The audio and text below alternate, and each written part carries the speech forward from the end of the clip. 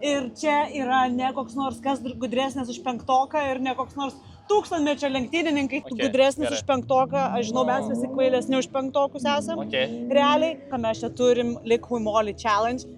Ir aš greit užduosiu klausimą, blitz atsakymą, aš užduodu ir iš karto man atgal atsakymą. Pauliau, turiu labai 3 klausimus, vieną mažesnį, porą didesnių. Kokiem automobiliam tinka ši alyva? Smagus 5V30. Kiekvienam paprastam benzininiam automobiliui, kadangi 5V30 dažniausiai naudojama alyva. Audi, BMW? BMW būna dizelių.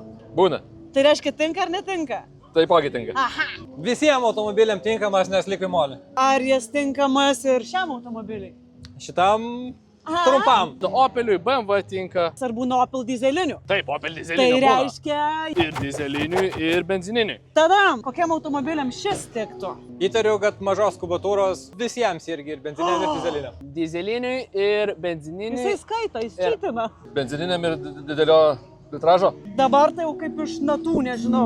Aš tai labai kieta esu, nes čia visiškai nedirbtinį intelektą laikau rankoje ir jis man visiškai nepadeda. Ryškus, gražus, violetavas, violetinis. Kamgi tinka šis? Šitas žavuolis tinka ir šitam automobiliui.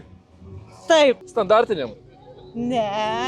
Tai aš manau, kad čia sportiniam automobiliam, kuriem reikia šiek tiek skystesnio tepaliuko. Geltoniem ir raudoniem ir spalvotėm. Turbūt visam parkui čia, taip? Ačiū, puikiai. Jisai praktiškai pasidaręs namų darbus atėjo ir labai džiaugiuosi, kad jūs taip greit mokat skaityti, sveikinu. Ir turėčiau milijoną, aš jau jam atiduočiau.